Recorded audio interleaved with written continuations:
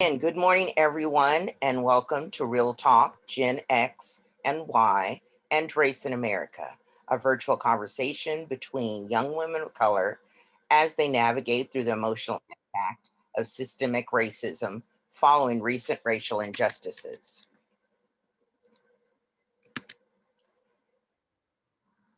This discussion is presented by Shades Magazine, celebrating all women of color, an online publication and information and resource site sponsored by Exceptional Women in Publishing, also known as EWIP. My name is Michelle FITZHUGH-CRAIG, and I am president of the EWIP Board of Directors and the publisher founder of Shades Magazine. Before we get started, I'd like to get some housekeeping matters out of the way. Our producers have muted your mic. However, if it is not, please be sure to mute your microphone now. For those new to Zoom, you can find the tools bar at the top of your screen or hovering your mouse along the bottom of your screen. There, you can find the chat room and other tools you may need or want during today's talk. If you have comments or questions for today's guest, you may place them in the chat and they will be read by today's host. Please be sure to include your name and city, and also you can ask for it to be read anonymously if you choose. Feel free to disable your video if that is what you prefer.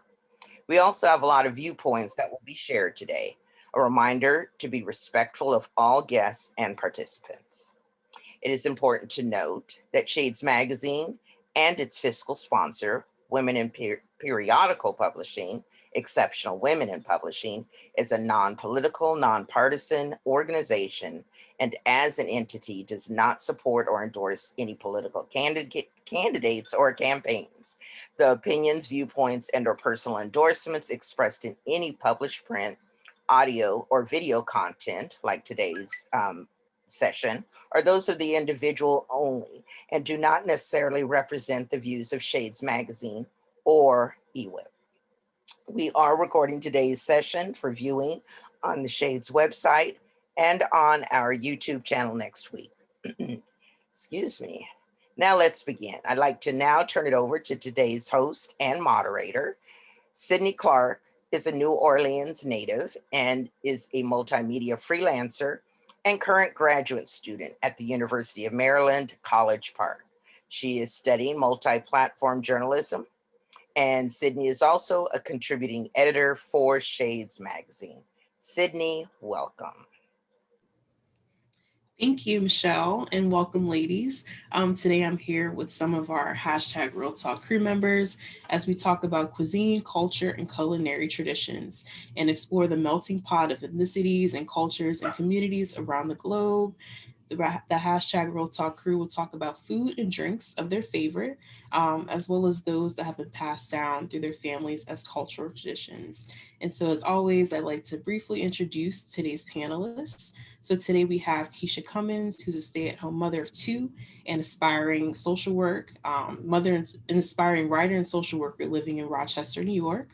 We have Taylor Harrison, who's a visual artist and writer based in New Orleans, Louisiana, currently in Baltimore. BRIANNA NUÑEZ is a graduate student at the University of Maryland, College Park, where she is working toward a dual master's degree in history and library science. We have Rayonna Burton-Jernigan, who's a grad student also at the University of Maryland, College Park, studying journalism with a focus on audio and photojournalism. She is also an amateur chef and foodie. We have Victoria Daniels, who's also a master's student of journalism at the University of Maryland, College Park, and is from Raleigh, North Carolina. And finally, we have Danielle Alexander, who's a cardiac and vascular sonographer living in Mobile, Alabama, and she happens to be my cousin. So welcome, ladies. I'm very excited to dive in today all about food, and let's get started. So for those we have a lot of new panelists with us today, and I typically like to open up with a question to everybody.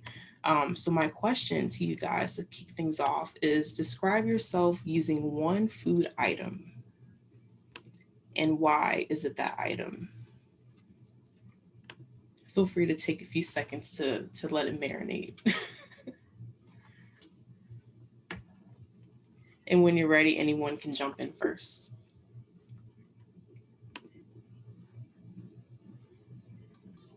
Okay, I'll go first. And I don't know if it's one item is what I'm gonna go with.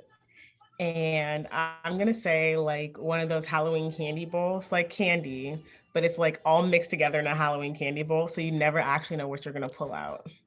Interesting. I like that. I would probably say like a seafood boil because I'm spicy, I'm Creole, I'm delicious. I love that. The first thing, sorry, go ahead. So I said, I thought about it weird. I was like, I'm gonna say a potato, and I only say that in the instance of I come in different forms and I can be liked in different ways. So a potato. That's awesome. I'm gonna piggyback off of that because the first thing that came to mind was this candied yams. So I just feel like that's a really wild concept, like to take a yam and like just completely like make it something phenomenal, and it's sweet and it has this glaze, almost like a glazed donut, but like got your cinnamon, it's a little spicy kind of. So I think that's like my soul. I love that.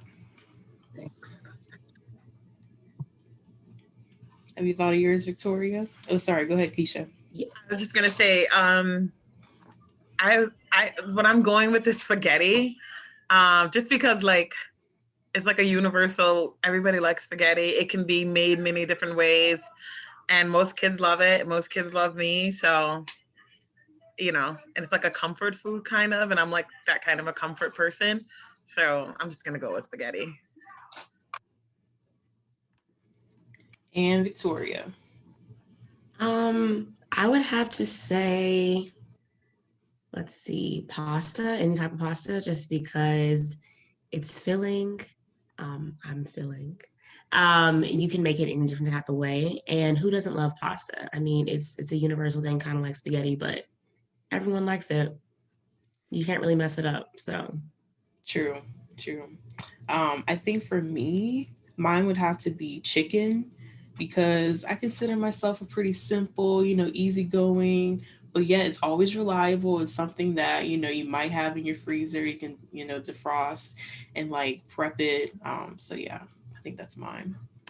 But anybody else has, anything that they want to put in the chat as far as our guests, we want to know, describe yourself as a food item and tell us why. And so we can go into our next question.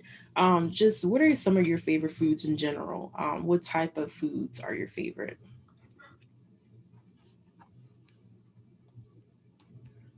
I can go because I love food. I love pasta. Like any kind of way you can make it, I love pasta so much. And I also love pretty much any green vegetables, Brussels sprouts, broccoli, cabbage, asparagus, okra, anything green. I just really, really love it. So those are like my two things that I really, really like. I would say I kind of consider myself like a food connoisseur because I say I'll try almost anything at least once. Like as long as it has some flavor and it tastes good, I'm gonna eat it.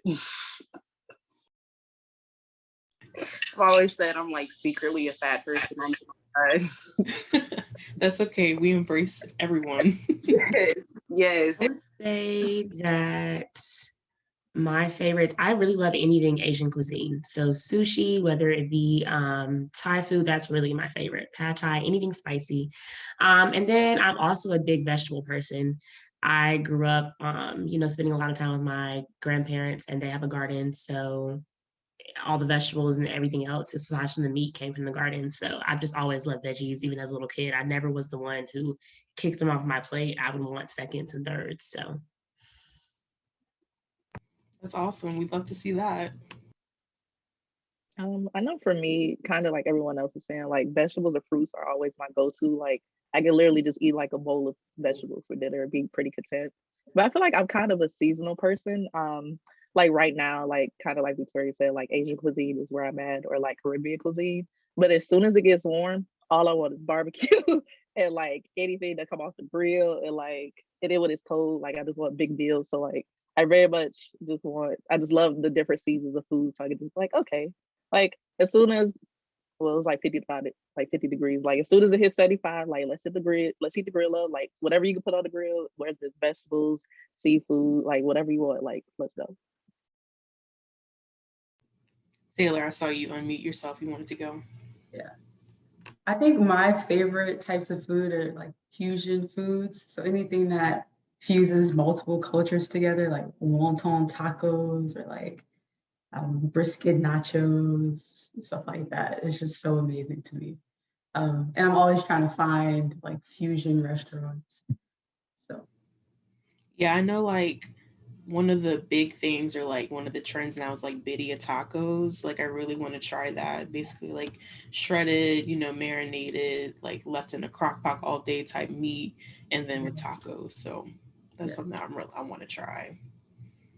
Anyone else about their favorite foods?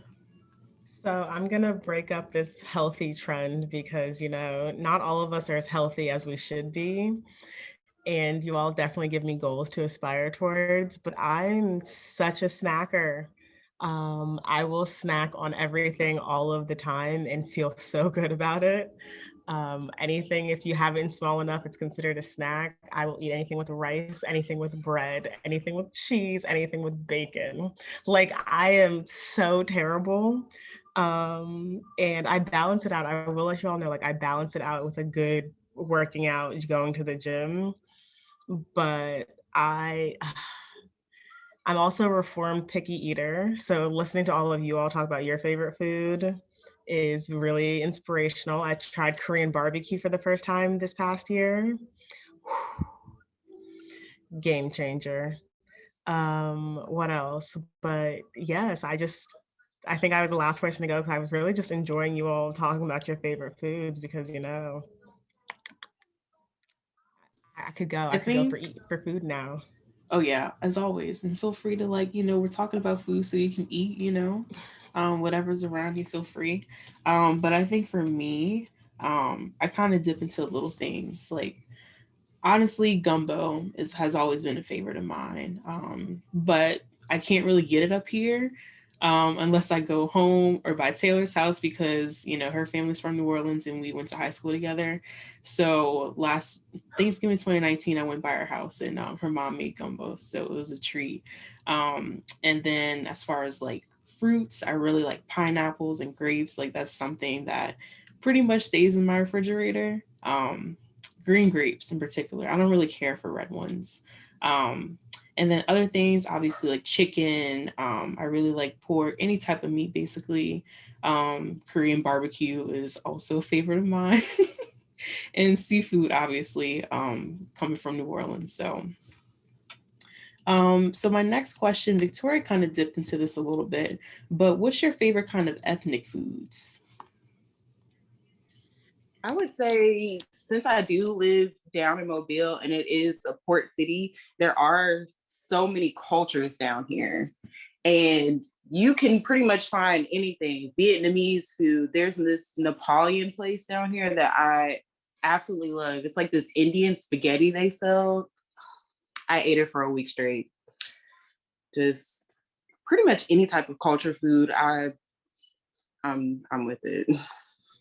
And I remember so I went to undergrad where Danielle currently lives. And so we went to this place with your sister called Jamaican Cafe, right? And that was actually my first time trying Jamaican food. And it was amazing. I had the jerk chicken. Cornbread. Yes, the cornbread was everything. Like I was just in heaven. So I really, really miss that place. Not food related, but I don't have one, but if everybody wants to just put their baby on screen, I'd be so cool with that. Like, I'm just y'all's kids are so cute. They're so cute. I'm glad she did. I know for me, so kind of like Sid and Danielle was saying, like I went to school in Baltimore, and where I went to school, like we were surrounded by so many different things. For the most part, I stuck to either Asian cuisine or Caribbean cuisine because like on one side I had like King Walk, and then China Walk, and then like another Vietnamese restaurant, and then like then we had like Island Paradise and different things like that. So I would say those are my biggest two. And then like I said, third is Indian food. Like I love me a good like Indian restaurant because it's so good, and I love spicy food. So the moment they're like add some spice to it, like yes, like out of a 10, I want a 9.5. Being that I'm from the South, like I said, everything on the dinner table, if it didn't come from the garden, it was a meat that they picked up from the store from Piggly Wiggly, preferably. So always gonna love my Southern cooking. Yes, I eat chitlins. I'm not proud of it, but I eat chitlins, and that's just how I was raised. So definitely Southern food. Also, like I said, Asian cuisine. I'm a big fan. My mom started me on sushi when I was younger. She and one of her sorority sisters would go, and she would drag me along. And so I just fell in love with it at a young age. And if I go 2 weeks without having sushi, I'm having issues. Also, I'm now a big fan of Caribbean cuisine, especially Trinidadian. My girlfriend's Trinidadian, so I've learned how to cook some of the things. I went to their restaurant and helped out for a day, and she's always making me stuff, and her parents are. So those are my top three. I tried oxtails for the first time from a food truck, and that changed my life. Like I love rice and stews, so anything with like a dark gravy. But so I would definitely say like Jamaican cuisine. Somebody said Indian cuisine. I love like butter chicken and rice. And then I had like I love anything with peanuts. When people like fuse peanuts with gravies and rice dishes. So I think there's a lot of Pad like, Thai. yeah, pad Thai. I had an African dish. I think it was a West African dish. That was like a dark gravy with carrots and potatoes and peanuts, and it was really good. So anything with rice in a bowl, I think would be my go-to. That's awesome. Okay, so we have another panelist who just joined us. We have Miss Angel Love. She goes to Dillard University in New Orleans, HBCU, and she's studying psychology. Welcome, Angel. Hey, I'm sorry, I'm having a little trouble with my video, but I'm getting it together. Hello, everyone. Hi. Hey, Angel. Angel. So we're just talking about food, of course, but the current topic was, or the current question, I should say, was like, what's your favorite type of ethnic food? You're on mute. Well, she's okay. Sorry, I was gonna say I was gonna jump in with mine. Sorry, Angel. I think mine really is kind of everything. I have not met one food that I did. That's a lie. The only ethnic food that I found that I did not like was British food when I was in the UK. I need flavor in my food. So if you have flavor, like almost everybody else does, then I can get with it. But that boiled sausage is not it. So anything besides that, I can get with. I got you on that. Go ahead, Angel. Okay, you said our favorite type of ethnic food? Yeah, and favorite food in general. Yeah. I feel like I want to say Italian. We eat a lot of Italian at my house. So lasagna has always been like a big go-to if I ever want to eat something that's not American, but I also love Chinese food a lot. So it's like a mix between Chinese, Asian in general, because I love sushi, so I feel like that's Japanese. I don't think that's Chinese. So Asian food and Italian food are about my favorites. So like sushi and lasagna in those two. That's awesome. Did I miss anybody else before we move on to the next question? Yeah. Yeah, I'll go. So it's like I feel like it depends. Like for breakfast, I like Dominican food, Caribbean food.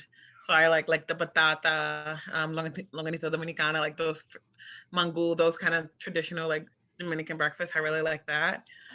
But like for other meals, I really love like Chinese food. I think I pretty much love everything. Jamaican food. I love sushi. I love Korean food. I love pretty much everything. I can't think of anything I really don't like. I mean, I even love like the Irish food, like there's like Scotch eggs and like German, what do you call those? Shepherd's pie, things like that. So I love pretty much, I'm all over the place. I love everything. I love that. Anyone else before we move on? Oh, I forgot one thing. Go for it. Cuisine. Ethiopian food. I love Ethiopian food. Maybe because I like eating with my hands. And like no matter where I'm at, I'll start eating with my hands and I'm like, well, this isn't the right cuisine to do this, but I don't care. It just go like, and I think I tried Ethiopian food when I was abroad and I was like, this is a game changer. Like this is it. I don't want anything else. Yeah, I actually tried it.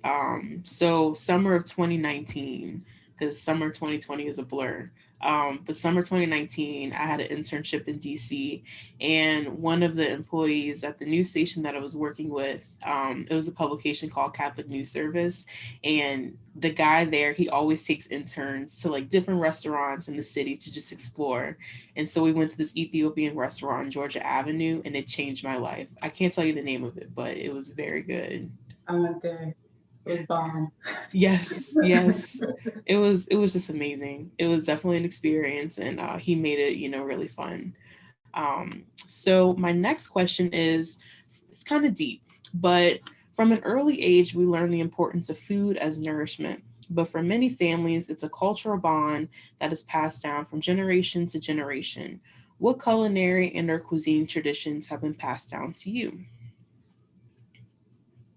I feel like being kind of coming from that Creole culture, food was always loved. Anytime we go to my aunt's house, the first thing they're gonna do is offer you something to eat. So, and also just like seafood and everything, oyster dressings, gumbo. Hold on, baby. Yeah. Sorry, my son. You're fine. This is real talk.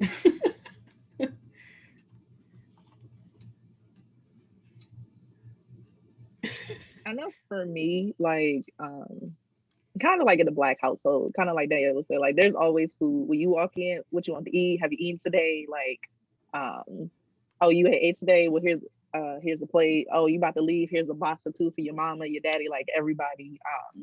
And I know when my great grandmother was alive, like, she was the matriarch of the family, so everybody came over when it was a holiday. Like, everybody bought a dish, a drink, whatever.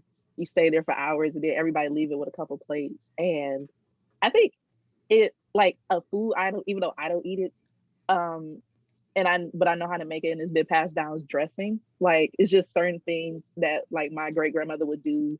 And like 4 generations later, we still do the same thing. As far as like, with everything. And even though I don't eat it, I know how to make it because my mom was like, well, your kids might eat it. And I'm like, but I don't eat it, so why would they eat it? And then like we learning different things, like incorporating like instead of turkey, chicken, maybe fish, and learning healthy alternatives. And I feel like we're moving away from quote unquote those unhealthy like chitlins and all of that. No shade of Victoria, because I used to eat it for like 14 years before I gave up. But like just different things, and like even though I love me a good ham smothered in beer, but like just different things that we don't do anymore. But we're learning these new traditions and just stuff. Even though I learned it as a kid and now as an adult, even though I don't eat it, like I know in the back of my mind I still can make it no matter what. That's awesome. Well, you taught me something new. Was it ham smothered in beer, you said? So for anybody that wants to make a ham for Thanksgiving or Christmas, a good way to have the flavor so that it won't dry out, get a big can of beer, pour it over, and then when you bake it, it'll create the juice and all the alcohol will cook out. So it's still good for kids. And it'll soak up in the ham so that all of the juice that comes from the pork and the beer will mix, and it will just create a good like juice for it. And it stays, for me, I still eat it stays moisturized for however long you have your Thanksgiving food. Now I have heard of the ham with the Coke poured over it. I've never heard the beer one before. Maybe it's a Midwestern thing. Hey, we have our traditions and stuff, so that's good. Anyone else? Yeah. Go, Taylor. This keeps happening. For me, I think about that phrase, eat to live, don't live to eat. But like, I've definitely like, experienced the opposite of that, because I think like my family and just the people that I grew up around, like food was what brought us together. Whether it was a barbecue or like a seafood boil, or I know a lot of times like my family is kind of sad. Like I only see my extended family during like a funeral or a wedding, but during funerals, like when people have the repast, like everybody comes together and you just eat. And I just have a lot of memories of that, which is kind of like, it's kind of strange to think about, but I feel like food is such a like, there's such a communal aspect to it. So I think that's what's been passed down to me. And I want to carry that tradition on. Thanks, Taylor. Go ahead, Victoria. Yeah, I agree with everyone. I just feel like it's a thing. Food, comes when there's holidays or big events or anything like that. And most recently, so my uncle, he was my great uncle. He's my grandmother's brother. They live together. He just passed away from COVID last year. But the biggest thing that just really like hit us was every Christmas Eve, we would have a pig picking. And so my uncle would go get the pig that morning and put it on. And as, he's cooking it and it's, being cooked, he would always, call to me and my other cousins, hey, come pick it off the grill. And so that was really just like, wow, this is something that has been passed down for so many years in my family. And now that this one person who really orchestrated is gone, it's like, how are we going to keep it going and keep it alive? And, of course, this year we couldn't gather because of COVID.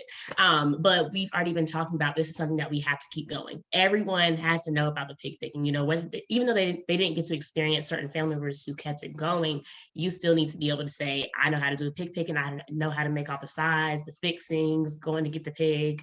I think fish fries is also something big for us, and just grilling out in general. Like Rayonna said, once the summer hits, we're grilling every Sunday, whether it's chicken, my dad's gonna put some sausages, something, it's a staple for us. Also desserts are a big thing. I just recently mastered how to make the peach cobbler. And that was big because my mom never mastered it. She really didn't get the cooking gene, but that's something big that my grandmother's like, you need to know how to make a good cobbler and a good cake. So yeah, those are those for me. That's awesome. Anyone else before I give my little 2 cents? Yeah. Go ahead. Okay, sorry. I was just saying, I was primarily raised by my grandmother, so like a lot of the traditions I have were from her generation. So like one of the things, obviously, definitely, as soon as it gets hot, I mean, we were cooking out all the time, several times a week, just because it's hot. You don't want to be in the kitchen. Certain things that she does that everyone else, apparently, I don't know if it's just a her thing or if it's a Southern thing, where when she would, like, for example, bake fish in the oven, she'd wrap it in newspaper, like wet newspaper. And when the newspaper was dry, the fish was done. And that's how she knew, which no one else has even heard of that, apparently. It's like a thing that I don't know where she got it from. But anyway, another thing too, because we didn't really have a lot. So like she'd always, our like neighborhood was pretty poor, not just us.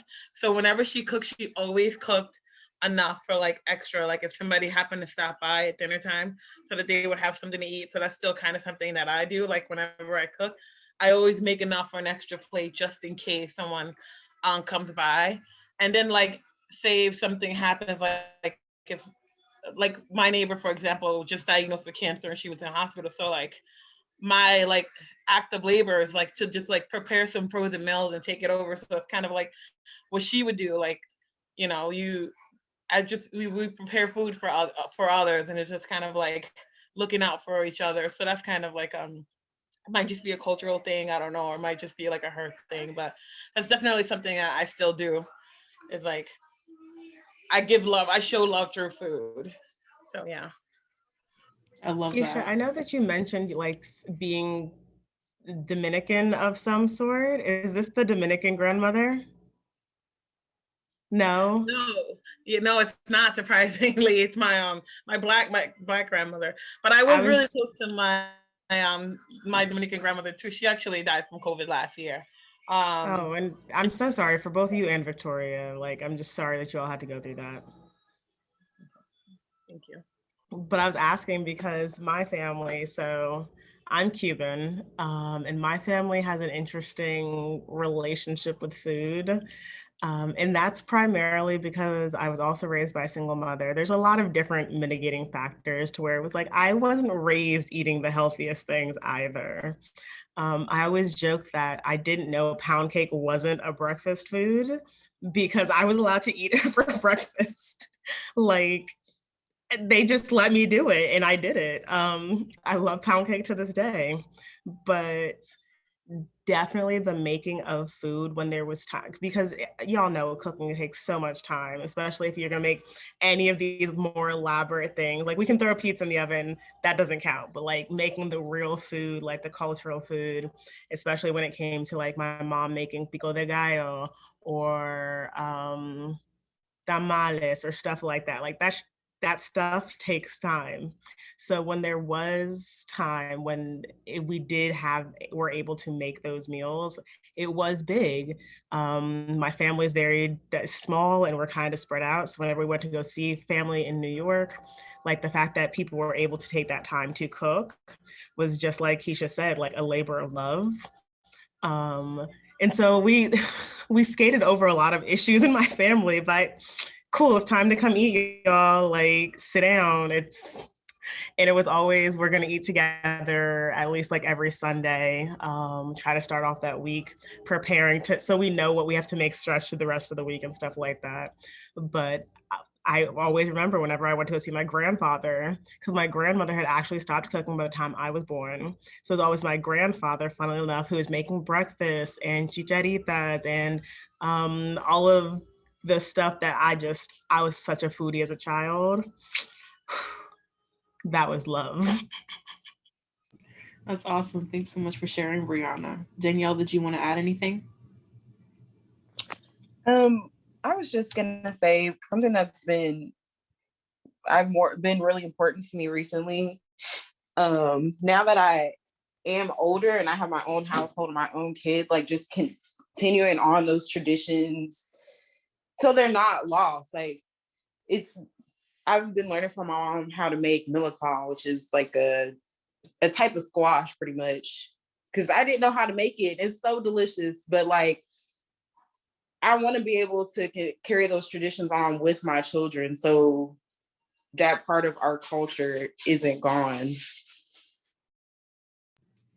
And then as far as like traditions, like me and Danielle's uncle, we call him Uncle Clocky, like we would always go by his house in New Orleans for Labor Day, and he would always like fry fish, but it wasn't just fish. Like he would do like hot sausage and like fries, and like everybody would kind of bring, you know, one thing. And so like just that, I really miss that, you know, because like that was like our mini family reunion. I mean, we had like, you know, Danielle and her family coming from Mobile. We had my aunts coming from, you know, Baton Rouge. We had family coming from Texas. So that was like the one time that I was like pretty much guaranteed to see everybody.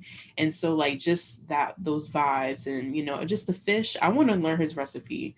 Like I'm going to get Maddie to go like over by Uncle Clocky because he catches fish for everybody in the family, just brings it to us.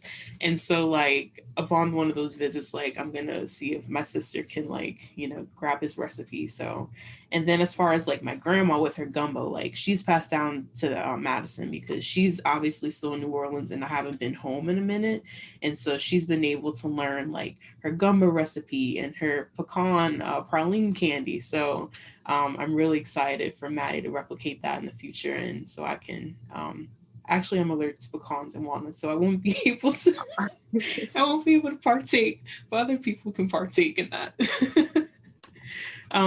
Anyone else before I move on to the next question? Go ahead, Angel. To add, my family has always been like super small, so there wasn't many large family gatherings. Like I know my family, but it was mainly just my immediate family. So whenever we would all cook, because both of my parents know how to cook and both of my sisters and well, I feel like I do.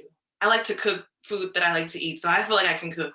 But whenever we would all be in that area together, y'all just kept mentioning like traditions and passing down meals and like those talks and those bonding moments. Like that's what I remember, whether it be breakfast at night and we're all cooking the breakfast food that we like and we all just bring it to the table together, or whether it be like seafood night or something like that, like we'll just create moments to eat and cook something. And those moments like are the moments that will like stick with me forever, the moments that I can pass down, foods that my grandparents didn't make, foods that they did because my mom, like, I don't remember who mentioned it, but someone mentioned they were born after their grandmother stopped cooking, and that was the same for me.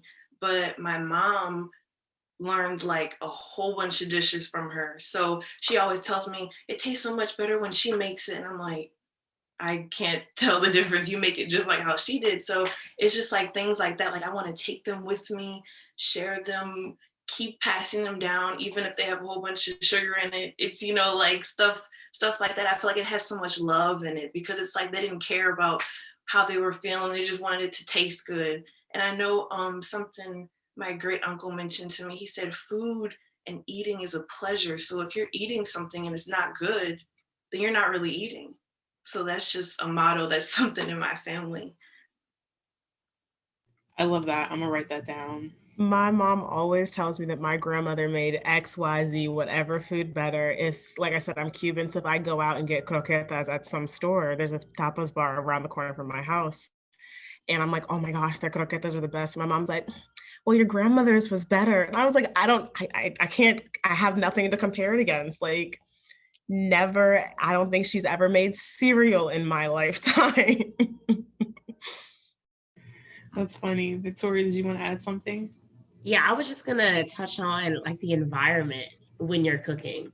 You know, it's okay, one person maybe in the kitchen cooking, the TV's also going, there's music going on, the kids are running in and out of the house, you know, someone may be getting their hair braided, you know, you're also coming in to ask the cooking. It's like it's just so nostalgic when I think about it because it's never just someone's in the kitchen cooking. It's always so much you know, so many other things going on. Were you at my Thanksgiving, Victoria? Like what? We were literally crocheting my mother's hair in the living room as we were preparing Thanksgiving dinner. Yes, yeah, that's really, I think, my top thing about whenever we gather and eat. And I think Taylor mentioned, you know, repasses, and as sad as it is, I know the repast food is always going to hit. I don't know what it is, if it's like the sadness but it's just like, wow, y'all really put your foot into this meal. And this is exactly what I needed in that time. And I think it also like, it helps lighten the mood a little bit. Because usually by the end of the repast meal, everyone's laughing, joking, you know, we're sharing memories of the person who just passed. It's, you know, where are we going for the after party? You know, who's going to have the drinks at their house? So, yeah. So we actually have an anonymous question that just came in the chat, and it's to the panelists. So would you say that the experience is what makes the food more important to you? I would say that the experience is very important. And somebody, I think I forgot who mentioned Ethiopian food. And I think that's why I really enjoy eating Ethiopian food, because it's a whole experience and you get to feel it and like share it with other people. But also I was thinking about like repasses again, and my grandmother, I lived with my grandmother and she was like the main cook in our family. And a lot of the memories I have with her was like helping her to cook. And she started to get more and more sick, and she wasn't able to do as much, but she would kind of direct me and my brother for like how to cook. She'd be cooking from like a whole different room, and we would get so angry because she wanted things done a certain way, but didn't want to do them anymore. But it's just so funny how like, you know, that's what I think about when I think of my grandma now. Like, I wish I could, you know, cook for her again and help her cook. But yeah, her repast was one of those things where the food was so comforting, and it was cool to be able to celebrate her life, you know, because she was a cook, to be able to eat food that she would like. And certain dishes now, like when I eat red beans and rice, I think about my grandmother because she would cook it every Monday. And so it's nice that like people's spirits can kind of live on with different dishes. Mm-hmm. I know for me, I feel like it's an experience when it's a home cooked meal. Like when I go out, yes, I love all the food, but it's something different about having that experience with a home cooked meal. Like, for example, at my great grandmother's house, like this is gonna be the weirdest things, but whenever I eat Eggo waffles, I think of her because I would spend most of my weekends with her, and she had her little Maltese dog named Mr. Tough, and like she would make waffles for me, her, and Mr. Tough, and then we would just like watch TV and talk, and like I had a really good like I didn't know I was her favorite great grandchild. I don't care what my cousins say. And we would just spend time together. And especially when I got a Wii, when the Wii first came out, I brought it over to the house. So we would invite everybody over. And when everybody came over, it's time to cook. So like all of my aunts and my mom in the kitchen, and then like all of the kids and my uncles in the living room, and we're playing the game. Everyone's getting drunk, everyone's eating. Of course, arguments come out at some point. That's the whole experience. And it was just something like I kind of like Taylor said, like I treasure that to this day. I don't have that same experience with my family. So like having all of these memories is something I feel like is really big, especially like kind of like everybody was saying, like repast. When she died, I remember being so sad at her funeral, but as soon as the repast happened, like I'm not gonna say I forgot, but like just for a second I forgot and just enjoyed my family. Like one, that food hit. Like I don't know what it is. It's so good. But like I just remember, and I was like I think 11, and just being there and seeing all my cousins and like experiencing that, and just being like, okay, even though like we're really sad and just different things like that, like I get to experience this whole thing with y'all and still remember. I still can taste that chicken, and it's been like 10, 15 years, and I still taste that chicken till this day. I feel like the experience matters, but I feel like the experience starts in the kitchen. So however they're feeling and however the person preparing the food, like whatever environment they're in, I feel like that goes into how the food tastes. And it's funny because it's like these aren't like real ingredients, but it's like if you're feeling love and you're cooking for someone that you love, it tastes different. Like I can make a grilled cheese, a mom can make me a grilled cheese, and I'm like, what did you put in it? She's like, 1 slice of cheese. I'm like, but I did what? So I feel like it starts in the kitchen. So it's like all these experiences that we have with these moments, it's like the person making that, whatever they were feeling had to be full of love, had to be full of something positive, something good, so that it's like we remember these experiences plus the food. So I feel like it's really important, both ends, who's eating it and how it's being prepared. I definitely agree with you on that, Angel. You can really taste the love in food. And I've really gotten to a place now where it's like I really don't like eating at commercial places anymore, because it tastes like they just took it and threw it in the microwave and threw it in front of you. I feel like when you go and get a home cooked meal, it's the love just like takes the ingredients and formulates them into something that's just like it comforts your soul. That it does. I want you to know your son in the background is feeding my soul right now. Like I'm gonna be talking about the same thing for the next hour. He has just been crawling all over me. There's a foot. You said you swerved that with like a motherhood skill. You said, not today. But I was gonna add that I think the experience it's like a huge factor, because for me, because my grandmother, she passed before I had my kids, so she never got to meet them, which was always like a big deal for me. So it was like one of the ways that I could do it was like kind of passing down like traditional cultural meals that we made. And I don't know, I feel like for example, like Christmas, I like made the ham and I made it the way she did, and it smelled the same. And just smelling that like took me all the way back.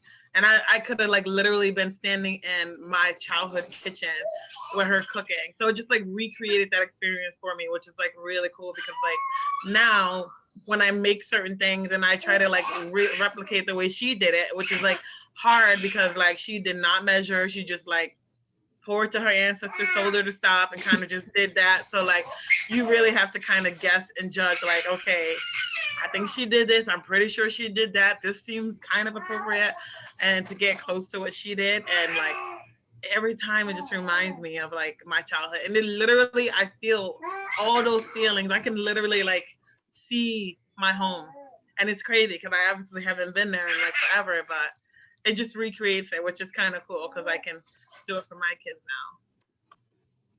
That's awesome. I love that.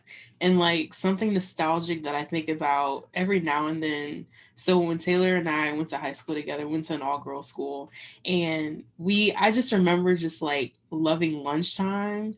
Like we used to have like a 50 minutes to an hour lunch, and then they cut it to like 40. But like even just that little time of just like being at the table with each other, like kikiing and like just like gossiping. And there was this sauce. Taylor could tell you Y'all about had this an general hour for sauce. lunch? Yeah, we used to. Up until like That sophomore is year. It was very insane. good. Yeah, it was like this general sauce that they put out one day, and it just went with everything, like no matter like what they cooked. And I just remember that sauce for some reason.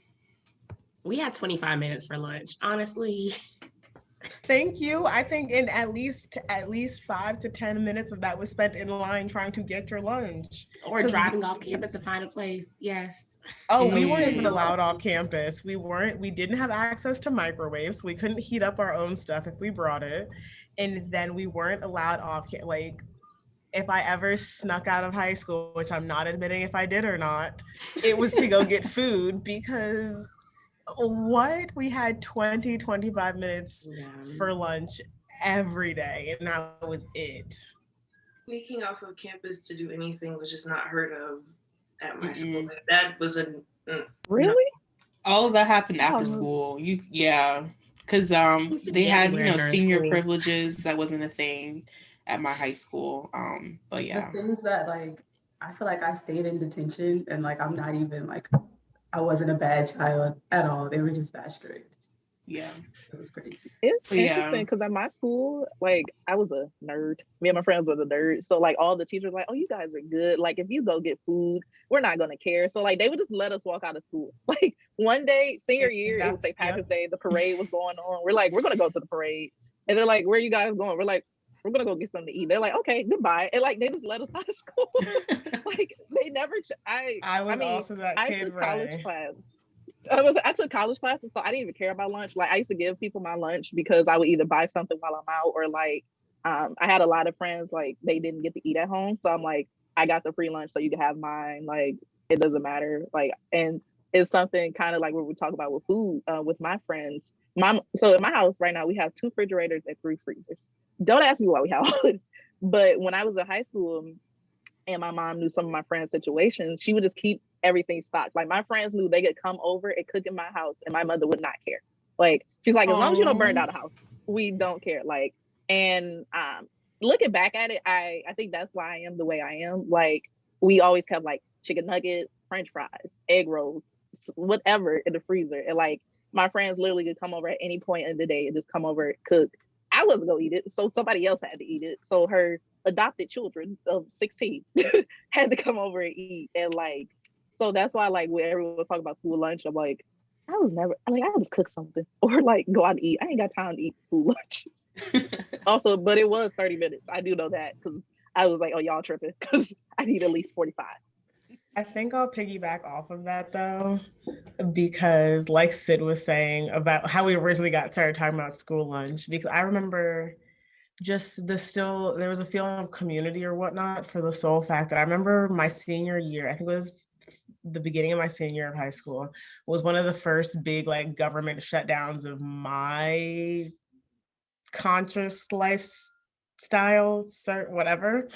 And this was where I'm from, there's a lot of government workers. And during that time period, like it'd gone long enough that they were not getting paid. They were not going, some of them weren't going to work, some of them were going to work, but not getting paid anyways. And one of my friends, after I think it was like week 3 or something, and I was like, why are you not eating lunch? And she's like, well, like things were rough, da da da da da. So I was like, oh, great. So we're going to go buy lunch. I didn't know how I was paying for lunch at that time. But I was just like, obviously she has to eat. Like it wasn't even a thought because that's just how it is. Going back, I think all of us have been talking about like the labor of love that is food, because it's like, oh, honey, if I have it, you're going to have something. I might only have 2 pennies, but you can have 1. Yeah. That's it. That also just reminds me, like, whenever I go out to eat with friends, we always do the thing where, like, okay, everyone make sure you get something different so everyone can try just a little piece of something. And that's always just like my favorite thing. For example, we went out for Valentine's Day, me and some of my friends, and we went to a sushi spot, and we all made sure everyone got a different sushi roll, someone got a different pasta, noodle dish. And the conversations that you have over that food, just being communal and sharing it is like no other. Go ahead, Taylor. I just wanted to say we were talking about school lunch, and I really want to take a moment to talk about lunch ladies. Like Sydney, Angel, and I went to a predominantly white school, and all of the lunch ladies were Black. And so we were just cool. Like I formed really good relationships with them because they were at my grandma's age, and I just saw them as like more grandmothers. And I would like skip the line, and they would give me extra pieces of chicken. I'd be like, I want a dark piece. And I'd be like negative, like my account would be like negative, like $50. And if you were negative, you couldn't get like the extra ice cream and the extra, fries or whatever. And they would let me get the extras. Like I'd be like holding up the line, like begging to get an extra ice cream. But I feel like it was just such a like endearing part of school and something I really looked forward to. And yeah, it was just like an extension of home and a place that, was kind of different from what I experienced at home. Yeah, and definitely like birthdays were a big thing, especially because we couldn't go off campus to eat. Like our parents or whoever's parents whose birthday it was, they would bring the food. Like oh, say I'm in the office, like come meet me to get the cake and stuff. And that's just like something that I always cherish forever. So, anything else before we move on to the next question?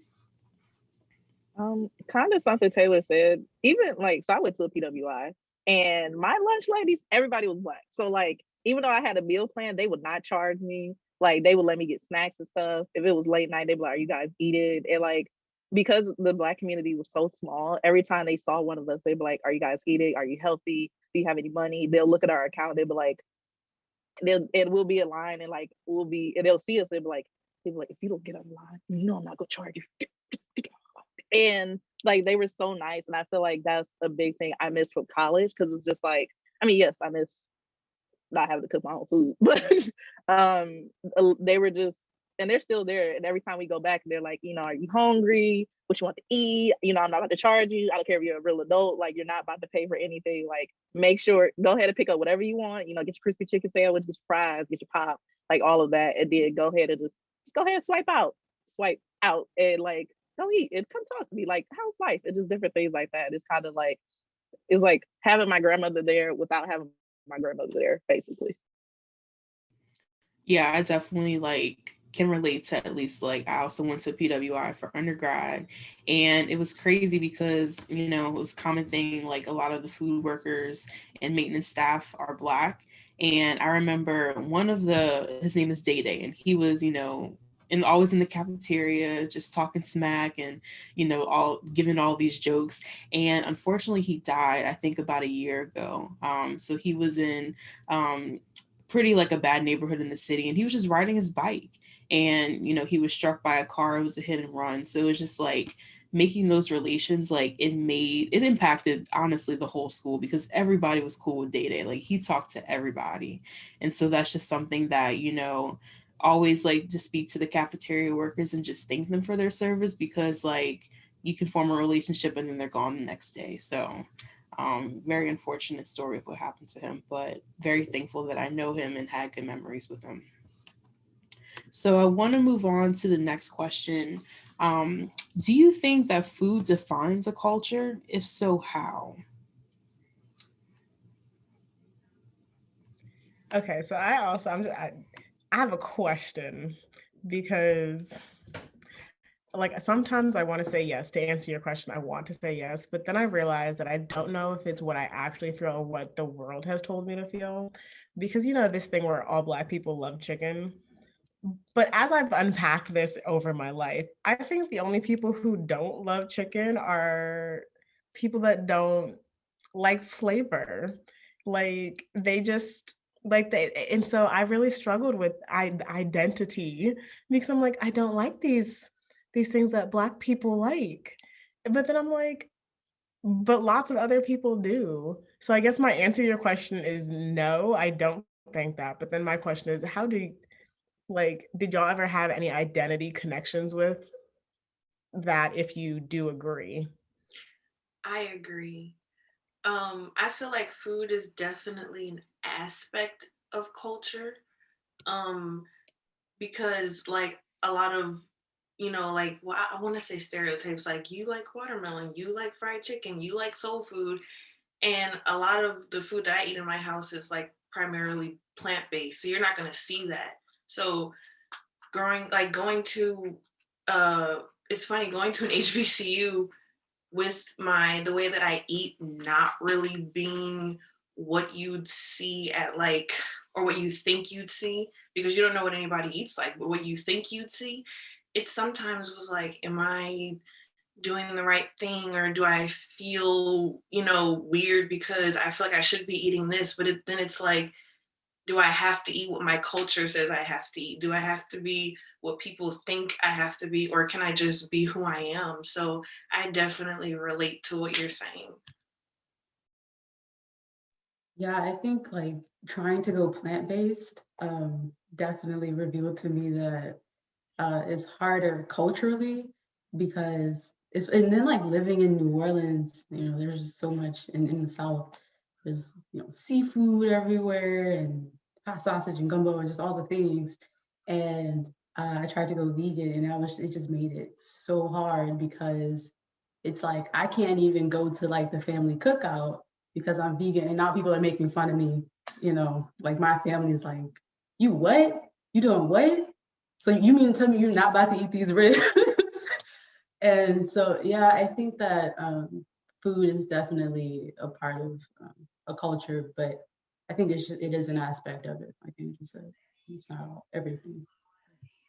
I think I was gonna say I think it is like it's a big part of our culture, even though like there are stereotypes, but like I think the stereotypes exist because um due to a lack of understanding, they don't understand the history. For example, like with the watermelons and how, back in the days in times of slavery, when you could take it because it would fill you up and it had water in it and it was, so that's why we had watermelon. So, and chitlins, because we basically made the best of what we had, which I love chitlins. I'm sorry, it slaps. I still like it. But so I think that that it is a huge part of our culture, for a reason, because there's such rich history. I don't think that it has to define it. I just think that it helps understand like who we are as a people, regardless of like not just like Black culture. I'm saying for all different cultures and their traditional dishes. It just helps you understand a little bit more about the history and the culture of that person. I think that the way things are prepared and the different names are specific to cultures. So I told you guys my girlfriend is Trinidadian, my roommate is Jamaican. And so I love hearing them in the kitchen when they're like, oh, well, we call it this, and then, well, we call it that, and we make it this way, and we put this in it. And it's interesting to see it's the exact same food, but it's called a different, something different, or it's prepared a different way, or you might add a little bit of extra something. But I will have to say, yes, I do think that food does shape a lot of culture. I mean, there's so many other elements, the music, the dress, the history, all of that. But I do think that food plays a big part because it is something that brings a lot of people together. And also just to comment on what Taylor said, we really have got to stop shaming people when they want to start eating healthier. Because I also got the same thing. Oh, so you're not about to eat neck bones? You're not going, because like I don't really eat pork anymore. But like I said, chitlins on holidays, I will. But I try not to do it. But it's also the same thing of, well, why aren't you going to eat it? You too good for this? And it's like, no, I'm just trying to live a healthier life. And I think that's something we really do have to break away from, because you can still, honor your culture, traditions, and things you did when you grew up, but it's okay to eat differently.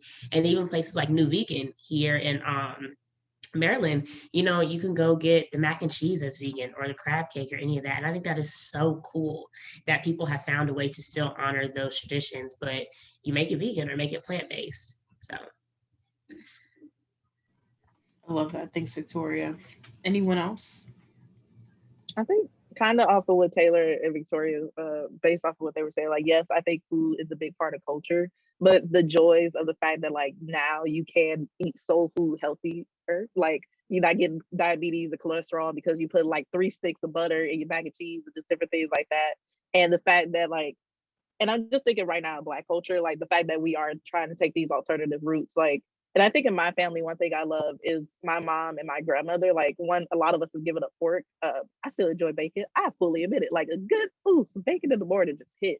But like a lot of times, like we don't eat neck bones anymore. We don't eat ham hocks and just different things like that. But like now we eat like turkey or just like different alternatives that we're really trying to impose. And like my grandmother is plant-based, and then I'm plant-based. My mom is basically plant-based. So it's like a lot of these foods, one thing I love is like we don't eat them unless it's a holiday. Like there's no point of me making all of this during the week when I can just wait until like Thanksgiving, 4th of July, Memorial Day, and just different things like that. So I feel like that's one way a lot of the culture is changing. Like we're all realizing, like Victoria said, this is not healthy. Like we shouldn't be eating neck bones every other week. Like who can eat that? Who can eat that much neck bones?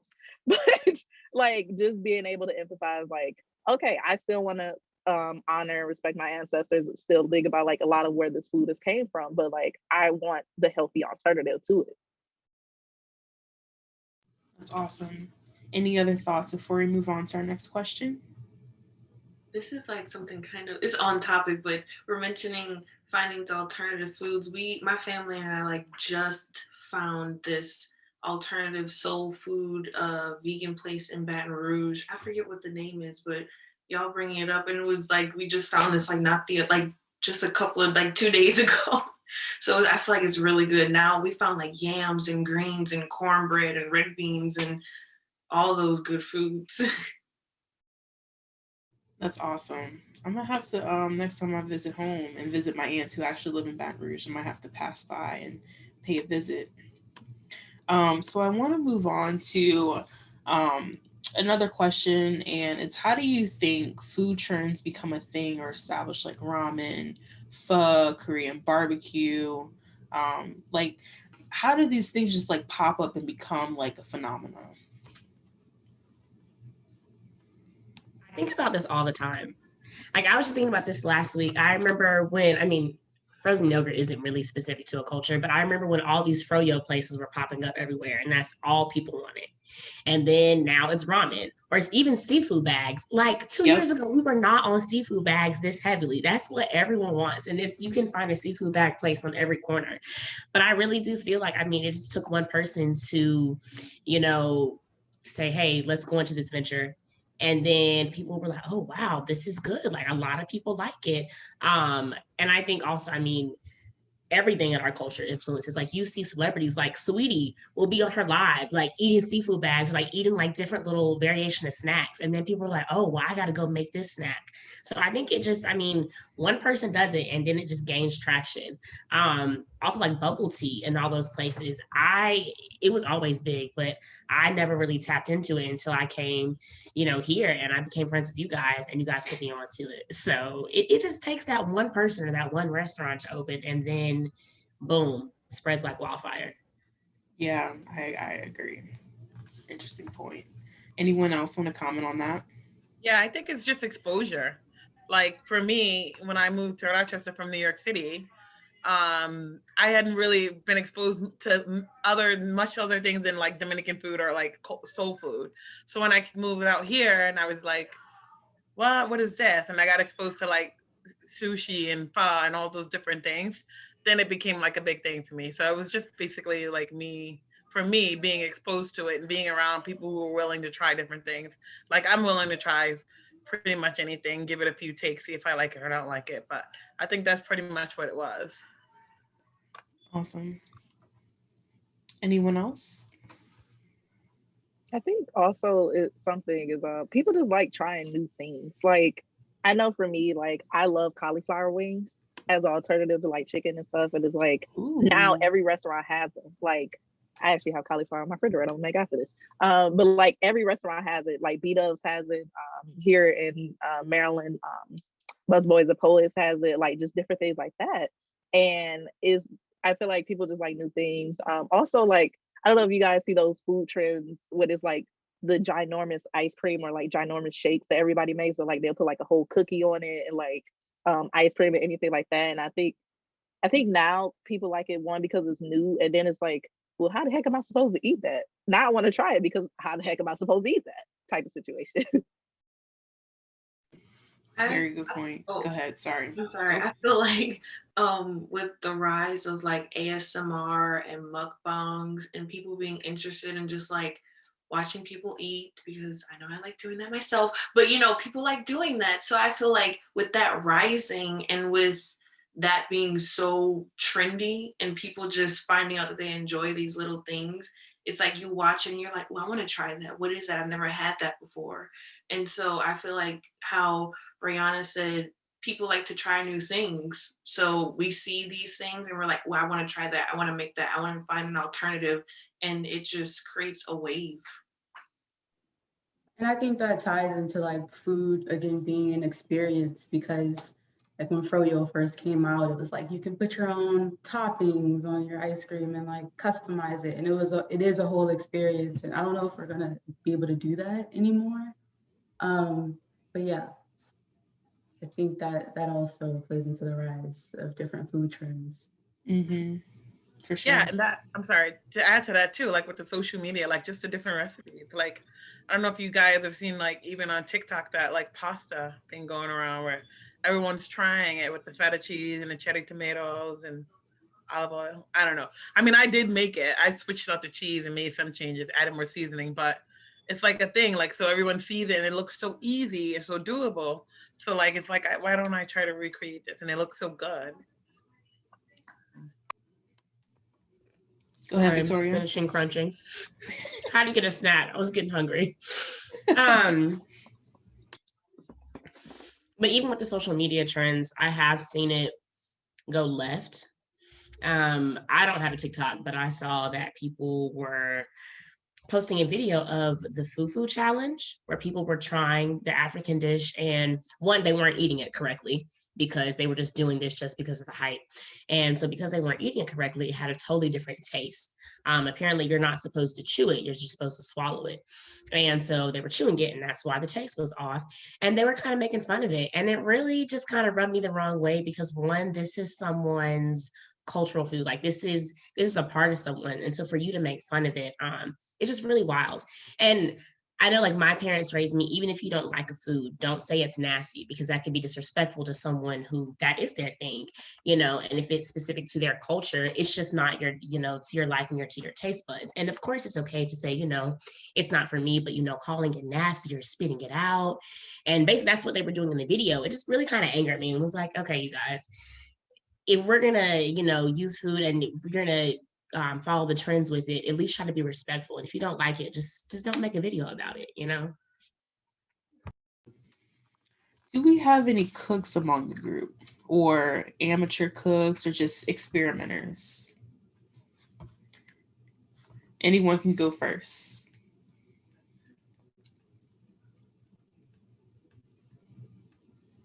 I like to Let's go. experiment. Oh, go ahead, Taylor. That's all I'll say. I like to experiment. I told you I like things in bowls, so I usually just throw a bunch of stuff into a bowl with rice. Sometimes it's a hit, sometimes it's a miss, but you know, that's really Hey, whatever works for you. I love that.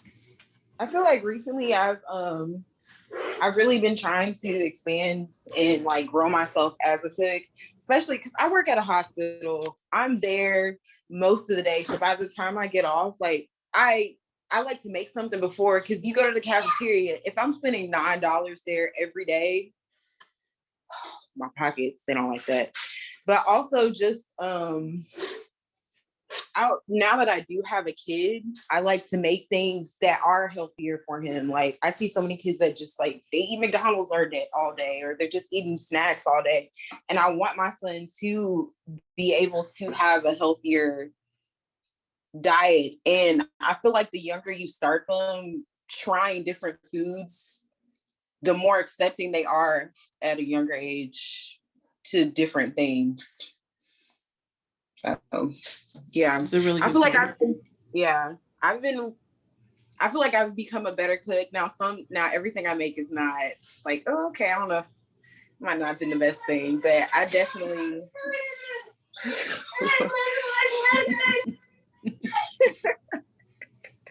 yeah, that's all I had to say. Thanks, Danielle. Yeah, I like experimenting a lot too. I love, because I used to watch this show called Chopped. So basically they have these random ingredients in a box and then they have to like come up with all these dishes. And so it like inspired me to like try that. So I not Chopped to that level, I'm nowhere, but like I will try like pretty much anything.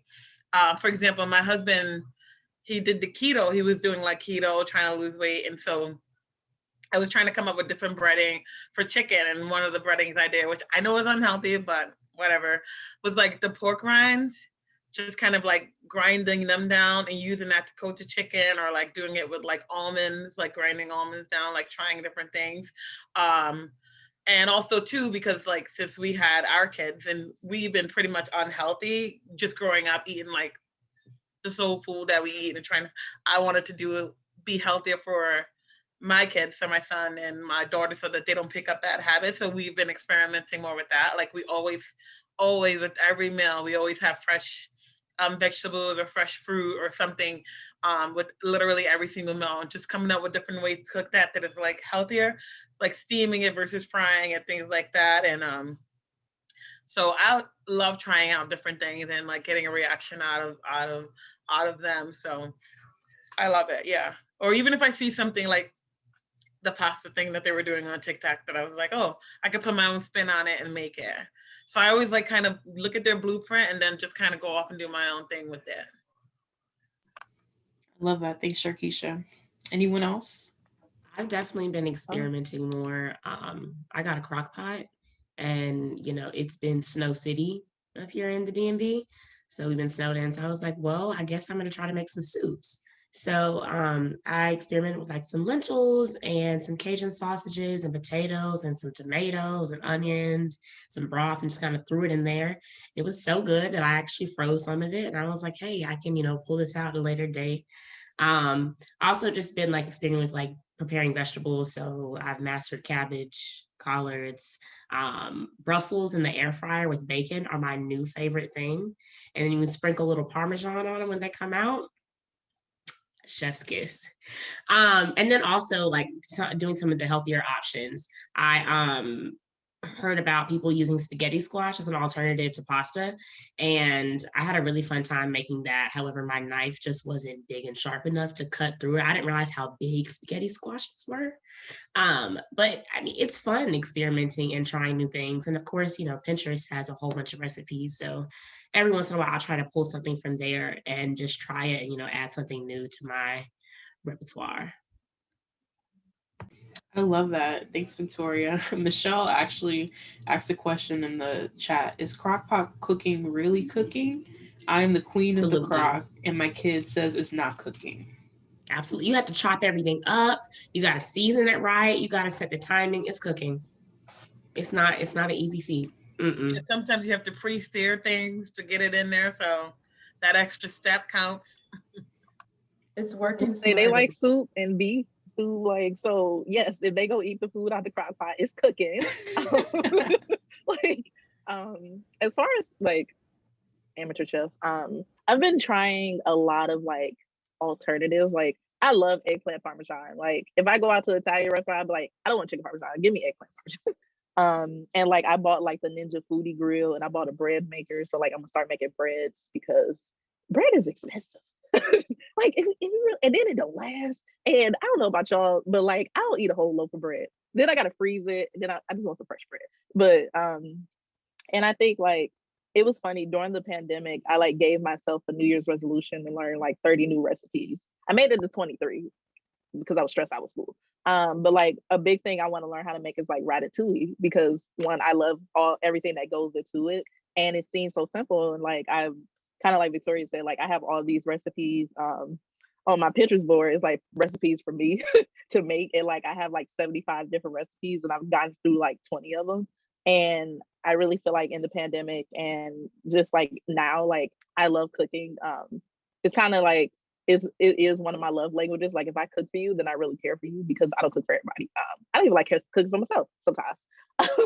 But like if I'm putting on like this love and dedication into it, and a lot of my friends that I have cooked for, they're like, wow, you're an amazing cook. And I'm like, yeah, I just, it's a lot of work. Like everybody said, like, I gotta cook a like 2-hour meal for you. Like, and it's so interesting. I just learned how to make fish and chips, like the beer breaded fish. And like I recommend everybody, if you like cod, like make it.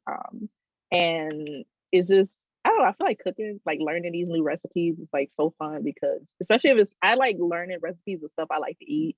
I finally like mastered cheesecake.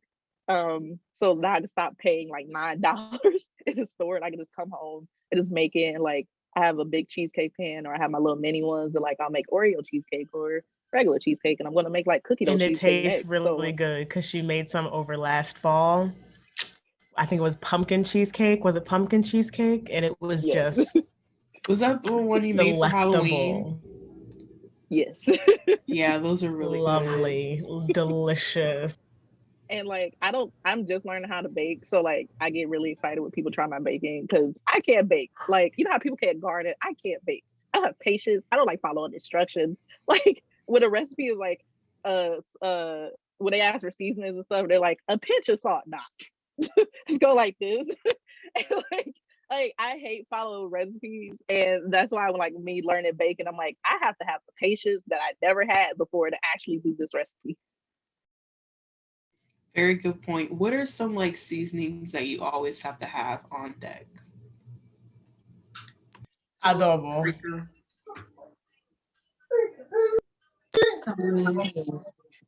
Tony. You said Danielle, Tony's? Oh, yeah. Tony's seasoning every time. It goes in everything. Spaghetti, eggs, pasta, the soup, it was in there, everything. Tony's is gonna be in there.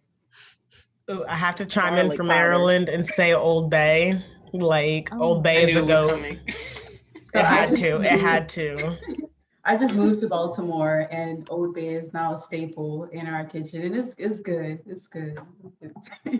Yeah, it was crazy because like obviously I moved here for grad school, and was a big thing that I found out, but like my parents never talked to me about, we had Old Bay in our like pantry forever, and they're like, you don't know about Old Bay? I was like, no, y'all never used it. I was like, how do y'all know about it? And I didn't. I thought it was a Maryland secret, okay? Like I pulled up and I was like, I remember, like I think my mom, like I think I've had them just on the outside of the crab legs before. And then I was like, yo, you can put this on everything. And in Maryland they do. Fries, like I think they have Old Bay ice cream. Like that's a bit hard. That's a line I'm not willing to cross, but it's that dedication and I love the energy. Yeah, I just recently.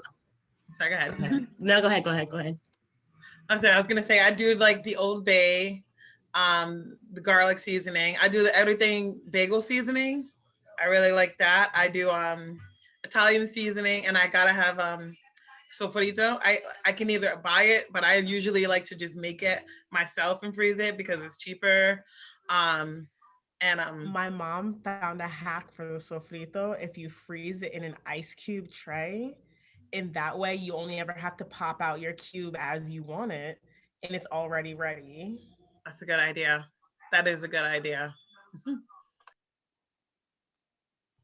I saw this tweet that was like, when the recipe calls for 2 cloves of garlic, and instead I put 7. That's so me, because garlic and onions are gonna go in everything. And I just recently discovered that the garlic already comes peeled.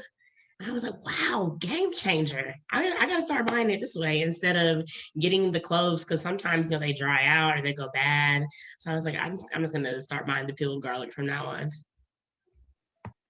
No, literally, like I buy minced garlic because I don't feel like chopping up the garlic. And like you said, like, oh, just do like 3 tablespoons of minced garlic. Then there's like, I get like a regular big spoon, and I'm like, 1, 2, 3. And I'm like, I mean, it's gonna be very and kind of like Victoria said, like I love garlic and onions no matter what I cook. Like, is just something about the aroma and flavor. Like, I mean, of course, everybody has like, I was gonna say my big 3 is like garlic and onion powder, and of course I'm going to put that in there, even though I got the garlic and onion. But something, so I don't use Tony's. I put it out there. I said it.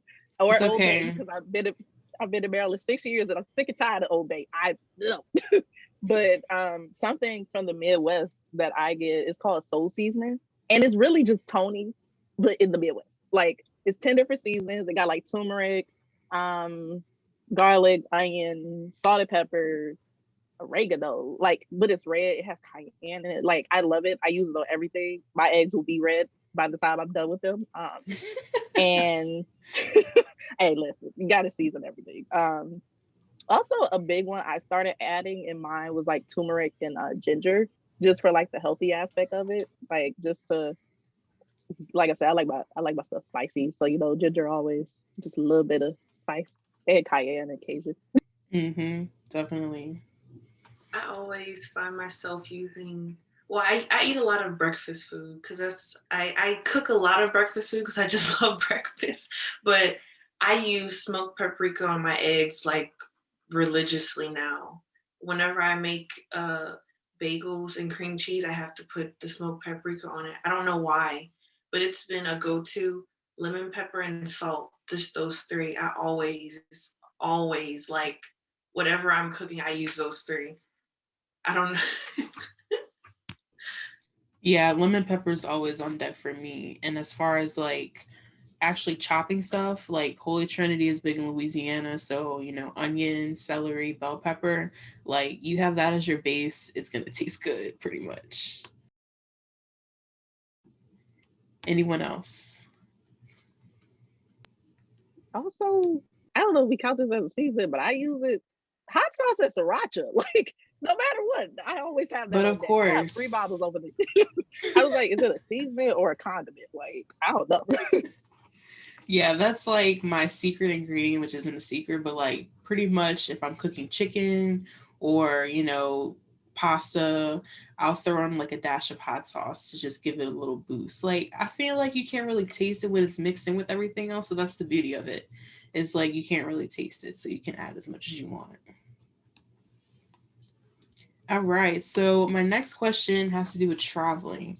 So among the group, have any of you guys traveled abroad? If so, where did you go? What type of food did you eat?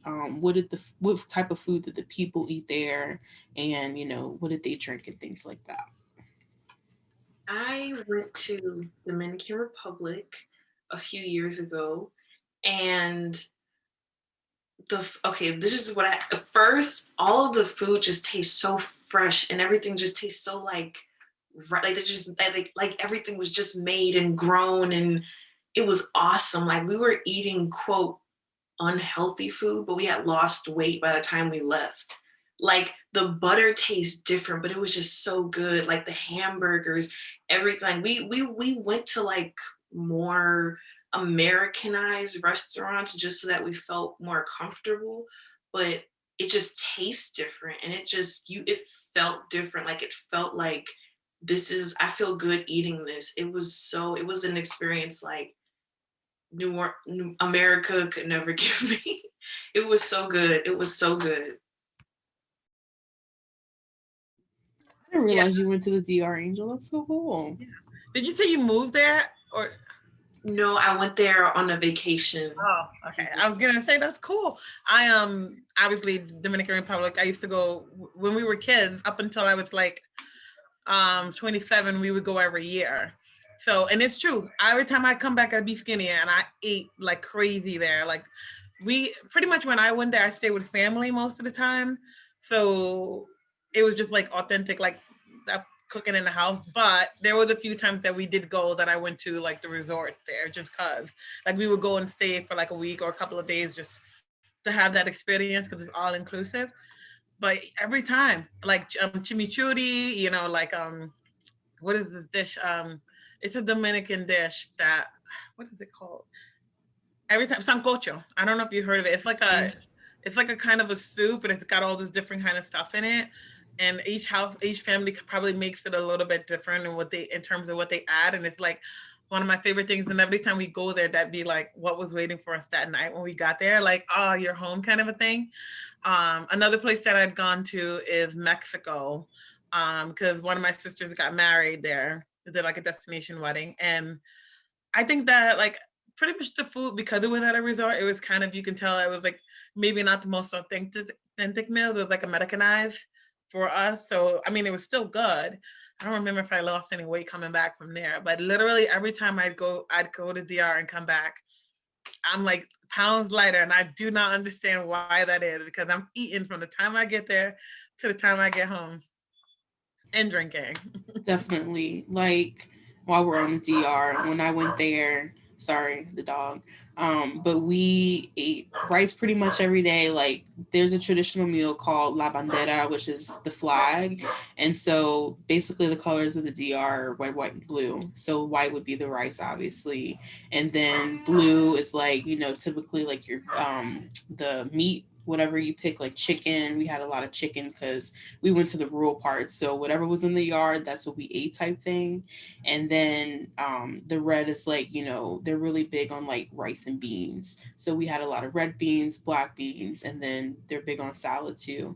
And one thing I miss is the coffee. It was the best coffee of my life for obvious reasons, because that's where it's grown. And, you know, so that's really special to them. Like we drank it every morning, and I wish I could take it back with me. Bree, you want to say something? Oh, sorry, go ahead. Go. Oh, she was leaving. Yeah, she had to dip out early, so go ahead. I recently went to Tulum in Mexico in January, and when we ventured into like the more authentic parts, one, the food is just so much cheaper. Like we were able to get dinner with both getting entrees, getting a little appetizer, both getting drinks for $18. And I was just mind blown, because I was like, the US could never, ever. But someone said, everything was so fresh. Like the corn tortillas, the strips of skirt steak, like the cilantro, just everything was so fresh. And then I also realized that I didn't feel heavy after I ate it. Like I said, we had a full meal, but I wasn't heavy and sluggish. Like I felt I was full, but I didn't feel like, oh my goodness, I gotta take a nap, I gotta go sleep. I was like, I was ready to go, but I definitely was energized and satisfied with what I had. Yeah, that's awesome. Go ahead, Taylor. I spent a semester in Paris, and the food it was technically good. Like they're very like precise cookers and bakers. But we were just missing so much flavor with like just French cuisine. And they would take us to like really nice restaurants. And I'm like, the intent is there, but like I need some flavor. So I started really branching out. They had a lot of really good options from just other ethnic cuisines. I don't know if no, that wasn't the first time I had Indian food, but I had really good Indian food. I had really good African food, Portuguese food. I just ate everything else but French food for a minute. And then the portions were obviously a lot smaller. But one thing I noticed, I did lose a bit of weight because I would go and like make groceries. And I lived on the 6th floor, and we have an elevator, so I had to walk up a lot of steps, so I couldn't carry a bunch of groceries home. But I noticed a lot of the groceries that I got had less preservatives. And so I would buy like the same things that I got in America, but they would go bad in like a week. And it was a little bit annoying, but that was really interesting to just see like what I get just doesn't have all these preservatives. And I like tested it, because when I got back to America, I bought the same thing, and I've had it in my fridge for like a year, and it's still good. So that was interesting. I definitely relate to like, you know, other countries, like in their ethnic foods and like what they have available is like, it pretty much slaps. Like I was in Italy for 5 weeks, summer of 2018. And obviously the food in Italy was good, but like that was my first time, you know, trying like actual kebabs and like, you know, then like slicing the meat and things like that. So I just really enjoyed that. And Rayonna, go ahead. So I went abroad 2017 and 2018. I did a whole year abroad in Belgium. And I would say like my favorite cuisines, my favorite places that I visited while I was there. My top two, I would say, is Italy and Morocco. First off, the land of pasta. I I ate so much pasta and pizza and bread. And the fact that I left that trip, I kid you not. So I had gelato at least 3 times a day. I had pasta, I had pizza, I had my fair share of cappuccinos because cappuccinos hit different. All of that, and I lost 15. I lost 15 pounds on that trip. I kid you not. I ate so much food. We got to make pizza. We got to make bread, like just different things like that. Trying it, it's like when you think about also the wine, delicious. When you think about, we met a lot of people who like locally grow their food, and then kind of like Sydney said, like all the walking that you do, like you're just gonna lose all that weight. And kind of like Victoria said, like you eat the food and you're not sluggish. It is like it's not sitting on your stomach. Like the same, like I could go Olive Garden. Like I go to Olive Garden, order the same thing I would in Italy, and then I like leave and my stomach hurts. And I'm like, I just got I say carbonara, I guess. And in Italy, and it didn't hurt. And kind of the same thing with like Moroccan food. One thing I loved about it, like, is very plant-based. Like, because they would cook it in the tangine, so then they would like grill it and then steam it and all of that. So you would take it out, and like even though you had the chicken, like you would have your rice, all your vegetables. And kind of something Victoria said, like the value of $1 is different because they have dirhams in Morocco. So like technically I only paid $5 for like a whole buffet, and then like they had hummus, they had a whole salads, they had fruit, falafel, chicken, and like it was just so many different foods you could try, and all for $5.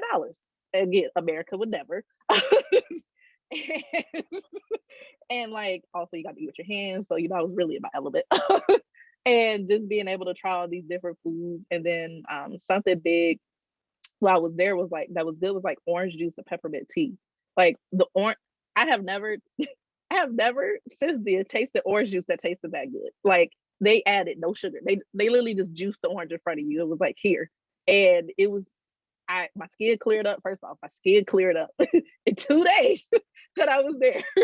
And then the tea, like it wasn't, because it was like maybe this big, and they'll give it to you in a glass. So like your peppermint is there, then you have your honey and like your actual tea that was brewed, and then they would give you like different cookies and just different things like that.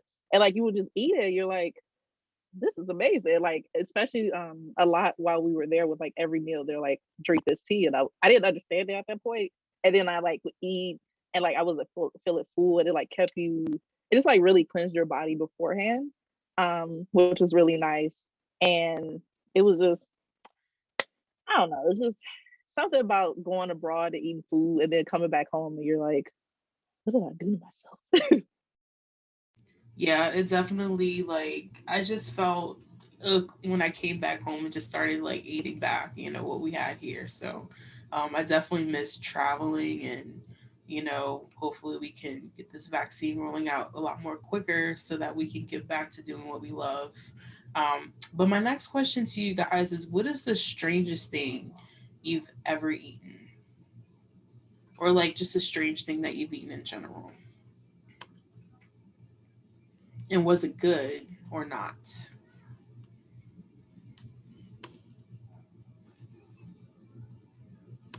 I don't know if this would be considered really strange, but octopus, and it was pretty good. The way I had it, I had it like in the salad, and it was good. I thought it was pretty good. It's like the strangest thing I've had. Interesting. Anyone else? I had this cheese that I don't remember the name of, but it was so intense. And I had it at like a brandy tasting, and the brandy was also really intense, but they were supposed to like complement each other. And I just like, I was sweating, like I couldn't do it. It was great. I'm trying to think. So I was very young.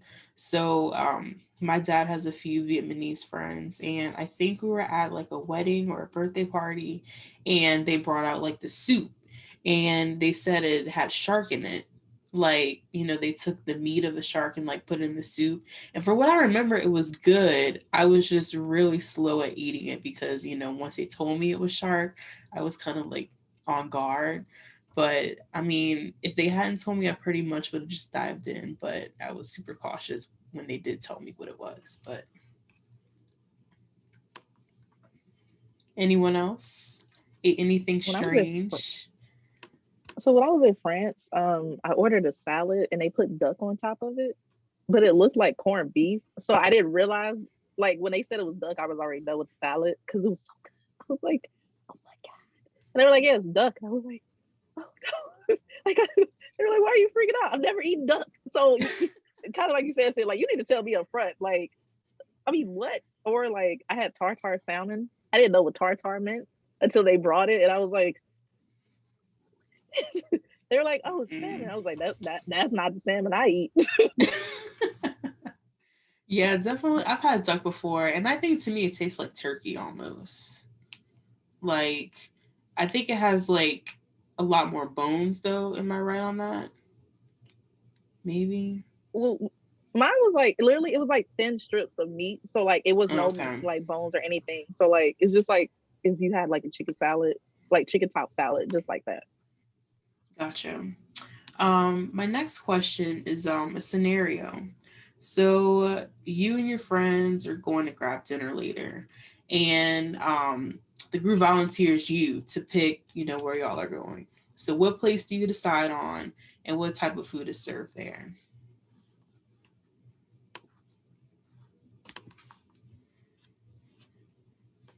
Okay, I'm gonna say Superior Grill because I feel like, okay, let me tell you what they have there first. They serve like, to me, it's the best Mexican food in the city. They have like, okay, Taylor's shaking her head. Taylor's like, It's one of the best places to me. I feel like I would bring a group of my friends there because they have options for people who don't eat meat. They have really good drinks there. They have outside eating, so there's a lot of space. You can talk, you can be comfortable. They give you nachos basically as like a starter. So I don't know how much better it can get than that. And they don't cost a lot. So I feel like I would choose that place. Superior Grill. Taylor, do you want to come with another alternative or something different? I feel like the place that I want doesn't exist because I love ambiance when I go out to eat. But I feel like a lot of times, like if the ambiance is good, the food is not that great, or like the drinks are super expensive. So I'm not really sure, but there's a restaurant in New Orleans called Maíz Arepas. Oh, it's very good. And they have really good drinks, and it's just a cute little like boutique restaurant. Thanks. Anyone else? Where would you decide to go? If I'm thinking about in Maryland, probably because I've been craving seafood for like weeks. Of course, Sydney knows what I'm going to say. Is Red's Crab House. So it's a Black-owned seafood bag place, and oh man, it slap. Like it's so good. Yes, I would spend my $35 on my seafood, but like especially if you go on Sunday, first off, it's happy hour all day. So you get your $5 drinks, you get your half off of apps. They got the TV playing. When the games The was music. on, everybody was yelling at the music, the environment, all of that. If we were back, like if I was back home in Ohio, probably this taco restaurant called Barrios. And even though one, you could customize your tacos, or you have the tacos that's already on the menu. Kind of like Angel said, when you walk in, you get your queso, your salsa, because you gotta have your queso, your salsa. And then also for anybody that drinks, they have 20 different margarita flavors, and their margaritas are only like $5.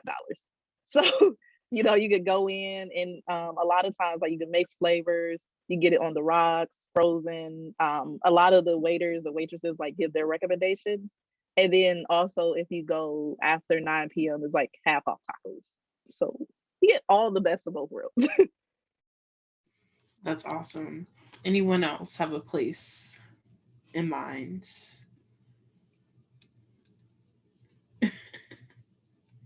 Danielle, what about you? I'm sorry, y'all. My son has been demanding my attention. No problem. Oh, okay. I know this one spot. It's kind of out in the country. It's a Mexican place. Most of the people don't even speak English there, but the tacos are so good, and you get them for so cheap. They're like $1.50 each. And when I was still pregnant, I literally went there every day and got the spiciest taco I could get. What, baby? Yeah, I would go there. Did you get, what type of meat did you get? The carne asada or chicken? That one, I would get the chicken, but the best one was the pork one. Like, they just put this, whatever seasoning they put in that one, it was so good. What's wrong? Alrighty, so let's move on to our last two questions. This has been a great conversation and the time has just flown by. So I want to, of course, bring up desserts because I know we have some dessert people in the room. And so just tell me, what are some of your favorite desserts? Listen, I'm always that person after a meal. I'm like, I gotta have something sweet. I need something sweet. So, you know, when it's just me, or even like when I was growing up, my dad would always get the Nestle Toll House bacon break cookies and throw those in the oven. Or I think Mrs. Smith's, like the frozen pies, like that was just something quick, you know, you could have every night. But then as far as like, you know, actual baking and preparing, like I talked about earlier, the peach cobbler, the blueberry cobbler, red velvet cake, German chocolate cake, pineapple upside down cake. I can really just go on and on for days. But as I've gotten older, my sweet tooth is like every now and then. It wasn't as big as when I was little. But when I am craving something, I need it to be a nice hunk of cake or a good cobbler. I agree with you on the cobbler. Oh, sorry. I agree with you, Victoria, on the peach cobbler. And it's like, I need like a 60-year-old plus woman to make it with extra butter and Bluebell ice cream.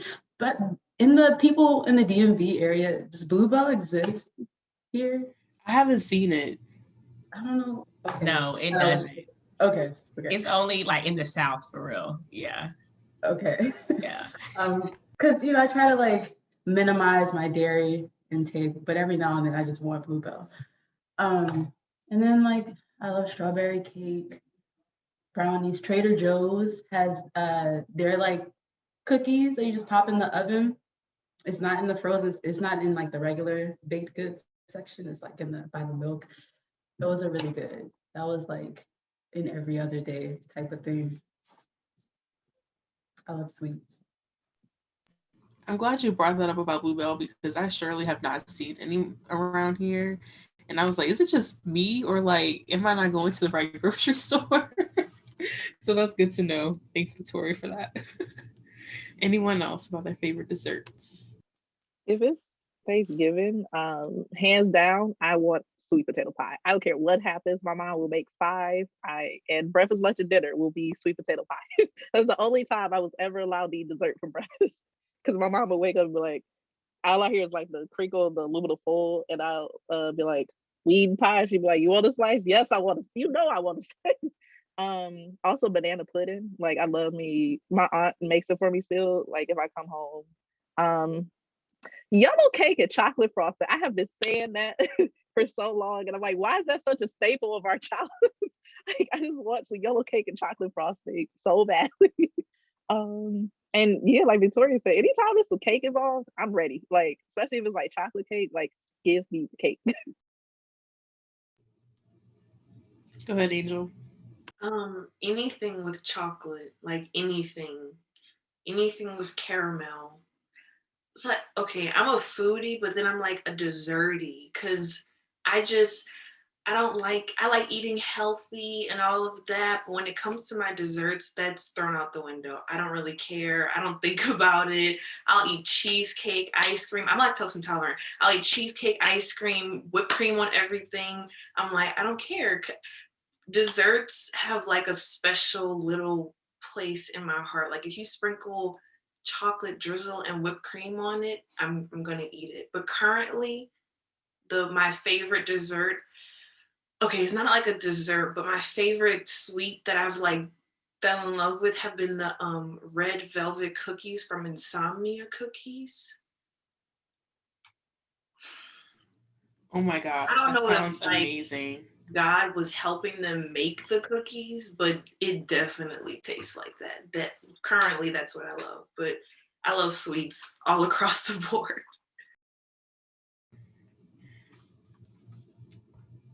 Anyone else for favorite desserts? I have really been craving a bread pudding recently.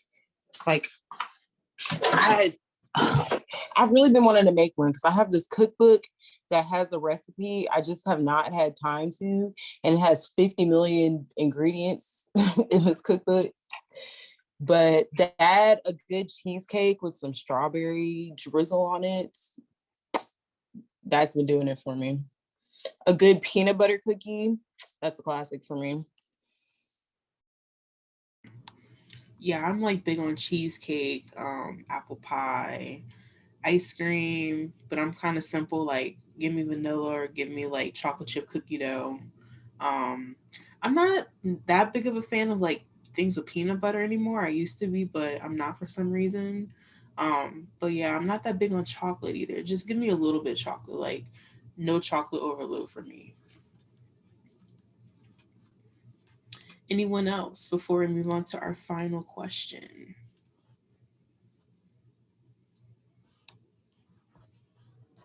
Alrighty. So my last question to wrap up is, what does food mean to you? How does it spark joy for you or bring you back to a time in your past?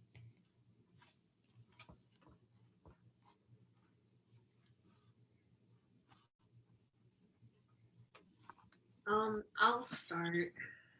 Throughout this entire conversation, I've been like consistently thinking about my mom's yams because that's like the dish that she always relates to her mom, my mama, and she recently passed away last year. And so, though I've never had her yams, whenever I eat yams, I think about my mom and my mama. Like, I always think about them. And I feel like that alone is just like food is love, food is tradition. And yes, there's unhealthy food, yes, there's healthy foods, but it's just like we create, like we're given food that grows out of the ground. We're given food that we can make ourselves. Like it's art, it's emotion, it's therapeutic for me. When I cook, like, you know, it's a form of love. It's so many things. So I feel like it's it's hard to put into like one word, but I want to say it's like the big things. It's like creativity and love and tradition. Those are like the top three things I feel like food is for me. That's awesome. Anyone else want to add to what food means to them? It's celebration. Like I said, just growing up, a lot of times, I mean, food was there whenever it was big celebrations, holidays. Also, I've started like my own little traditions. I always reward myself to sushi after hard weeks of, work or school. After, I've really just been grinding and hey, I deserve to go treat myself. So sushi it is.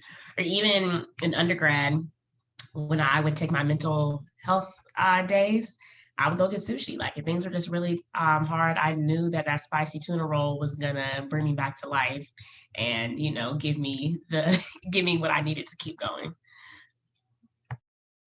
Victoria, what was that? You found so when you used to live in Hyattsville, where was that place that would have like the sushi burritos? Oh, it was right down the street. It's called like Sushi NATO. But I discovered it one day, actually walking to the liquor store, and I was like, they have sushi burritos?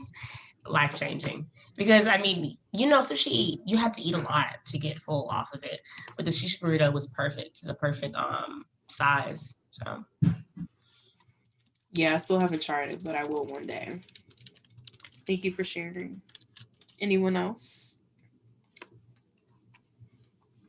To me, I feel like food is like a spiritual journey. Like in the instance of, I feel at times when I cook, especially like for my mom or with my mom, I just feel like at that moment we're just connected. Like no matter what, like we're just in that moment, we're connected with the people that came before us and all of that. And like my grandfather died before, well, I was one, and he loved neck bones. So every year on his birthday, she cooks neck bones, and it's something interesting. Every year when she starts cooking, it starts raining, and as soon as it's done, it stops raining. Um, I don't know, that's some type of superstition or something like that. But like, it's just like at that moment, like we feel connected with my grandfather, and then like we're connected with each other, and it's like some type of love that even though we don't eat neck bones anymore, like we'll still make it no matter what. Like, and it's just some type of love at that moment. And I think that's a big thing with like food, like just the connection that it can make between, like, food can bring people together. Like, you cannot like somebody, but if food is involved, it's fine. Like, you won't be hangry, there's no animosity. It's just like at that moment, the only thing that matters is the experience that's coming from the food. And I think that's a big thing. Like, I love to eat. I like to eat. Hey, eating is the reason I can't keep this weight off. But like being able to just be in that moment, enjoy that food, is just like, it's just love and connection and everything. Anyone else? Go ahead, Taylor. Yeah, I feel like food is definitely my love language. And it just adds like a different texture to life. And a different richness, I guess, to our experiences. I was eating oysters with my dad the other day and in Baltimore, and we were talking about like comparing the seafood between the seafood that's from the harbor here to the Gulf of Mexico. He was like, no seafood is as good as the seafood that comes out of the Gulf of Mexico. And I was like, that's all the funk and the dirt that you're eating that you like. But it was just really, I thought that was just kind of poignant to be able to compare different foods based on different places and carry those memories with you as you eat. So. I think to me, food is love and community. Like, one of the, I guess, best experiences I had from undergrad is volunteering with this nonprofit called Dwell Mobile. And it's basically a nonprofit that helps new refugees that come into Mobile to just get them situated and provide them with a place to live. And so while they didn't have a physical building like the organization itself, they came to our campus every Wednesday. And so I helped with like the ESL language and, helped like teach English to like adults and then some of the kids. And every Wednesday we would have a meal before we all broke out into our classes and sessions. And like, I just miss like being around, different people. I learned so much. We had people from everywhere, from Colombia and, countries from Africa. So it was just like all of these people that were in one place like a year ago are now with me, and I'm able to share and, learn so much about them over a meal. So yeah, but that's where I'll leave it. And now we'll turn it over to founder and publisher of Shades Magazine, Michelle FITZHUGH-CRAIG, to help close us out. You're on mute, Michelle.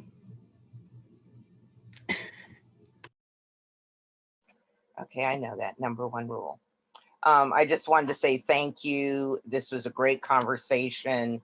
Food is vital, but food is so much more. And I heard the soulfulness of it, and food is love, and that's true. And I think I wrote that too, but not just love because I love to eat food, but just what it brings and the memories it can bring and the joy of sharing that with someone else. So I want to thank everyone that took part today, our guests, Keisha, Taylor, Victoria, Rayonna, Brianna, Danielle, Angel, and then our little mini crew members, the young kids who joined on, which is great to see. If you have any questions that come to mind later, if you have any ideas for future topics, and this is not just, this is our guest also. If you have something, shoot us a note at infoshadesmagazine@gmail.com or DM us on any of our social media accounts. A final reminder that today's discussion was recorded and will be uploaded for viewing and sharing with others in the next couple of days. Additionally, the opinions, viewpoints, and or personal endorsements, I don't think we had any except maybe restaurants, in any of our print, audio, or video content are those of the individual only and do not necessarily represent the views of Shades Magazine or eWhip. And before I turn it back to Cindy, I want to just, make sure I send blessings to everyone. Stay healthy, stay safe, send you positive energy. And remember, we're still celebrating Lunar New Year, and which is the year of the ox, my year, and Black History Month. So have a good rest of the month, and be sure to join us next month, where we'll be partnering with the We Are Bruce Lee project in San Francisco, and talking about women in non-traditional sports. So, Sydney, it's back to you. Thanks, Michelle. And I typically like to end with a quote to wrap everything up. So I have two for today. So the first is a quote from Virginia Woolf, who said, "One cannot think well, love well, sleep well if one has not dined well." And then the last one is 3 words, 8 letters, say it and I'm yours. I got food. So with that being said, thank you so much for joining. Everyone have a blessed rest of the weekend and rest up. Thank